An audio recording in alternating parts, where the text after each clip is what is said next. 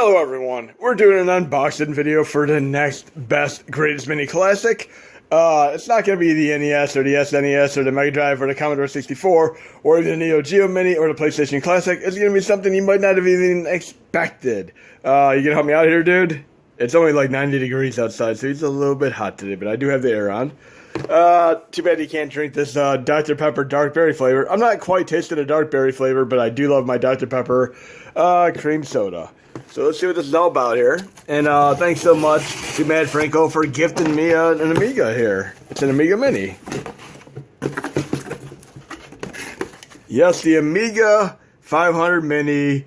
And even though it is called an Amiga 500 Mini, the specs on this are outrageously good. And it actually outperforms the PlayStation Classic.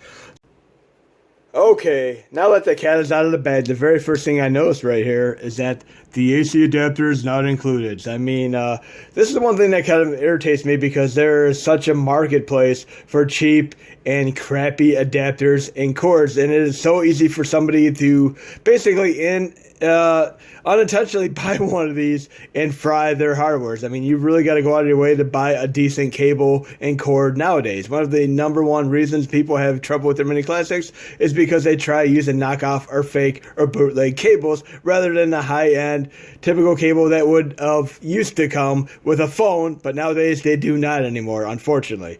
But let's flip this over. And the one thing I'd like to mention here is even though this says A500 Mini, it is far more capable of running A5600 as well as AGA, aka Advanced Graphics Architecture, which would be A1200. So yes, you could run about anything here. Let's see if we can flip this over and see the games the right way here. Oh, we have another world, aka Out of This World. We have a Worms game. Simon the Sorcerer. I mean, it has games that any of you who've ever played anything like a Mega Drive or Sega Genesis or an Amiga or even a Commodore 64 would be right at home here. So many more colors, music. Alien Breed, hell yeah. I mean, love that. And the closest thing to Alien Breed that would have been on games such as PlayStation 1 would have been like Crusader No Remorse. And to a lesser degree, games like Loaded. Remember Loaded and Reloaded? We have Battle Chess, we have Stunt Car Racer. Stunt Car Racer is pretty much what I consider the predecessor to games such as Trackmania. And those of you who are in the UK know exactly what I'm talking about when I talk about Trackmania. And those in the United States, you may have possibly seen it on DS or PS4, etc. But it is not as well known in the United States as it is in the UK and elsewhere in the world. One of my absolute favorite racing games of all time. We have F-16 Combat Pilot, Alien Breed 3D, and the nice thing that I like to mention about Alien Breed 3D, if you've actually tried running an emulator for Amiga, you might have like, oh wow, I have Alien Breed 3D, the ROM. But guess what? As soon as you try loading up, you're going to have trouble playing it because it's going to ask you for a security key, which you would typically have almost like a secret decoder ring. Think of it like a Viewmaster crossed over with like a secret decoder ring from Christmas Story. Spoiler alert, drink your Ovaltine, blah, blah, blah. But yes, typically you would have trouble playing a game like Alien Breed 3D because you won't know the security key unless you have access to the codes or the original manual with the little key decoder that came with it. But with the miracles of this, it's already cracked for you. And then, of course, we have, what other games do we have here? Chaos Engine, hell yeah. And Chaos Engine is great because it reminds me of like the game, I'm trying to think of, True Lies on Super Nintendo. Chaos Engine is the closest thing to, like, True Lies. Love games like that. And, of course, like the Die Hard trilogy, the Part 1 portion. And right here, WHD Load. Load your own WHD Load package games via USB. That is a nice, nice thing right there. You don't have to go through the custom kernel bullcrap for that. So we're going to open the box here and see what kind of hardware comes inside. See if I open this box the right way. From the get-go, we have an absolutely lovely keyboard here. And let's see what comes underneath the keyboard. Oh, this is beautiful. This is going to be tons of nostalgia for many, many people. And I have to say, I've always wanted an Amiga and a Commodore 64, but I never got one. Instead, I ended up being gifted for Christmas, and I don't really regret it for a moment because I loved it, the Atom Computer. And it was a flop, but I had so much fun with it.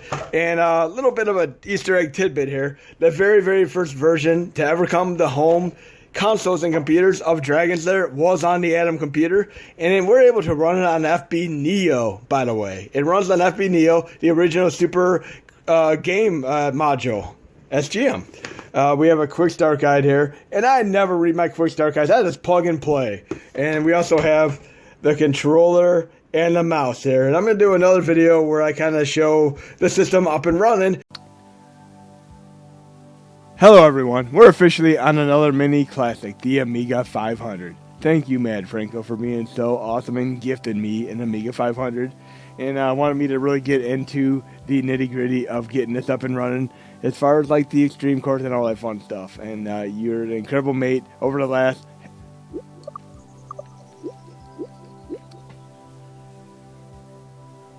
Hello everyone, they're back! We're officially on another mini classic, none other than the Amiga 500, and we're playing Alien Breed 3D first. We're going to tap up, we can see the control scheme, which is a nice novelty here. You also see a description of the game in the top left. Alien Breed 3D is an awesome game. It is also one of them games that you typically had to have the secret decoder code to even access the game if you had a dump of it and such over the years.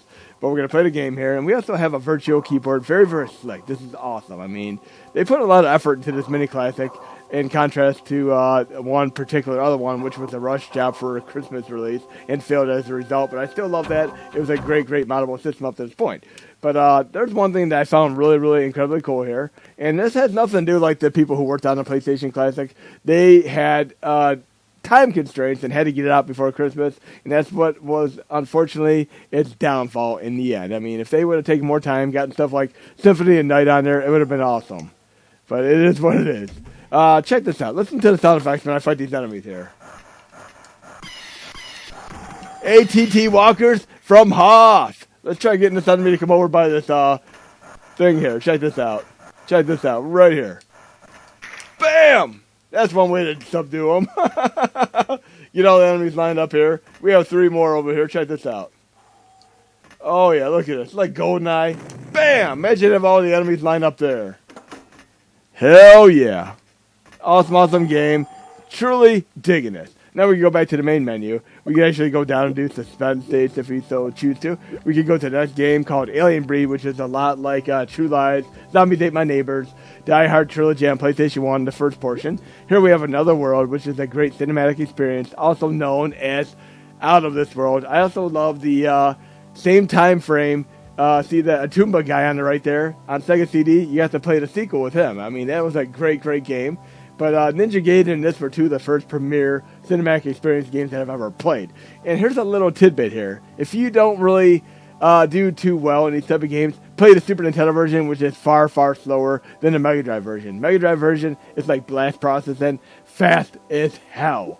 Arcade Pool, all-terrain racing, Battle Chess, Cadaver, California Games. Here we have Chaos Engine. Again, we can see the control scheme, the description, and the steampunk top view run-and-gun game. Blah, blah, blah.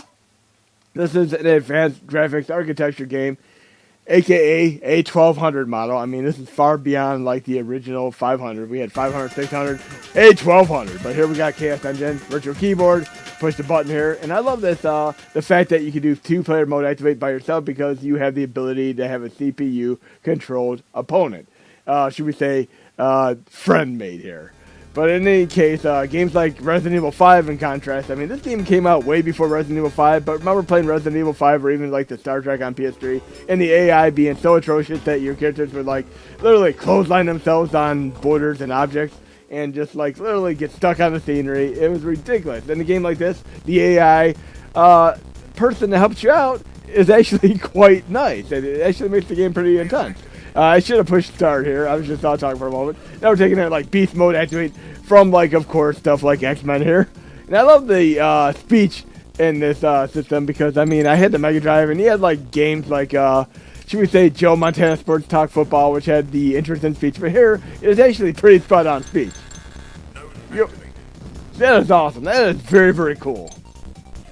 What was the very first game that you've ever played that had speech in it? For me, The Adventures of Bio Billy. Hell yeah. Look, the AI opponent just did a fire ring there. Fire ring of doom. That is way better than Resident Evil 5 than the guy getting stuck on the scenery. And having to go back and find them over and over again. Them not going up and down stairs. It just got real tedious. It made me just stop playing the game. In contrast, Resident Evil 5 was a fun game. But I played the game with my one friend. and I let him take over the controller, and he ended up shooting the shopkeeper, and my game got saved, and that shopkeeper was nowhere to be found. They did not reload. They had to go farther into the game to get a shop again. But we're going to go back here and see what other games we have. Dragon's Breath, F-16 Combat Pilot, Kickoff 2, Last Patrol, Paradroid 90, sounds like a horror movie, a B, or should we say C or D horror movie, Pinball Dreams, Project X, not to be confused with the Matthew Broderick movie from way back in the 80s. What was that, 1986 when it came out? Something like that? Project X, and I love the color palette and the amazing sound here. I mean, you can play a game like Apidia the Fool. It's just called Apidia, but it has the same composer who worked on games such as, of course, Turrican. But awesome stuff here. Let's see how this game plays. And again, full speed mode activate. The processor on this is so cool. I'll talk about it in a moment here. Listen to the speech here. Is this the guy from Outer Beast? Power up! Outer Beast was one of the great games that I played on the Mega Drive when I first got it. And it was actually better in the arcade version because it had parallax scrolling. And parallax scrolling, there's no shortage of parallax scrolling on the Amiga and Mega Drive. Here we have Quack, Sentinel, Simon the Sorcerer, and we have Speedball 2, Brutal Deluxe, Star Car Racer. If you like games like Trackmania, Hard Driving, and of course Race Driving, and even Stunt Race FX, here we go. Stunt Race, Star Car Racer, Super Cars 2, which is an overhead racing game. Titus the Fox. Here, what do we have here? USB Media Access. And again, we have RetroArch, and I give personal and tremendous thanks to Mad Franco 008 for putting a tremendous effort into this. I mean, he actually gifted me an Amiga 500 because he wanted me to be part of this entire project. And the first thing I did was try to get some more Xtreme cores fixed up, and here's one right here. Check this out. We're going to go to the PS1 here. You can have something new that you couldn't run on any of the other mini classics. You could not run this at all at full speed mode activate, but here you can. We're going to do none other than Night Raid, a great Takumi game, and I'm going to give you a little bit of a rundown of Takumi again. Project PSX Extreme. We have Ludicrous and 64 Stream. Now we have Project PSX Extreme. And we're running Night Raid, folks, for the first time ever on the Mini Classics at full speed mode activate. And let's talk a little bit about the processing speed here. The Mega Drive Mini is at 1.008 gigahertz. We have, of course, the NES and the SNES Classics are at 1.24 gigahertz. You could do an extreme or easy overclock and get these up to 1.32 gigahertz. And on the PlayStation Classic, you could run at 1.53 gigahertz, but it typically falls down to 1.32 gigahertz. This system right here I'm running right now with Night Raid is running at 1.80 gigahertz. So yes, it outperforms all of the other mini classics. I mean, all of the other mini classics. We can run Cruisin' USA Arcade, Killer Instinct Arcade. I even ran Carnival. It didn't run like perfect, but it actually ran better, more formidably than any other mini classic. But yes, Night Raid, full speed ahead. Made by Takumi, a great company. And Takumi consists of team members, as I mentioned, and like I have done some videos before, of other development teams that originally were Toplon. Toplon was the premier SHMUP company and made games such as Tiger Heli. When they went defunct, they separated to other companies down the line, such as Aiden Raisin, and of course stuff such as Cave, and of course Takumi, who made this game. And we have games like Sailor Moon, the side-scrolling arcade brawler was also made by one of these companies. So many other games made. Oh, this is so awesome! Full speed mode activate for Night Raid. I'm going to show you another surprise here. And again, other games like Johnny Bazooka Tone and WWF in your house, and even Expendable, all run so much better with this setup on this Mini. There's going to be other cores that are going to benefit as well. Speaking of the Atom Computer, you're going to be able to run all those ColecoVision SGM games on Final Burn Neo Extreme on this system as well. Let's try not to use any more lights here. Let's actually try beating this stage. I love this mode. Oh, I gotta continue? Jeez, I lost my high score mode activate. Ah, damn. But yes, I love this minute to learn lifetime to master thing like pinball and stuff, where you can literally just keep using continues, but your score will reset on every continue. Here, I can try to get as high a score as I can. Look at that score. Look how many zeros that is. Oh, geez, that is quite a score to get up to. But yes, you can, once you learn about how the rules of engagement work here. Bam! Look at that, doing a little bit of chain reactions here. Like in Lumens and all that fun stuff. I mean, I love my puzzle style SHMUP and pinball tables, which are lifetime to master, a minute to learn. Whoa! There we go. Take that guy down. Just like that. a little second stage here. But yeah, like I said, pinball, you can just play the game, and but there are also so many different score multipliers, like in games like this, that once you learn them, it just makes every time you play it a new experience. And of course, the fun factor of going into an arcade and playing a game like this, and actually having a high score. I mean, you could be on there KM with the high score. And somewhere out there, you're going to go into an arcade, and you're going to see my high score KM from playing the game Robotron 2084. I got like such a high score in that game, and I got my score on there. Oh yeah.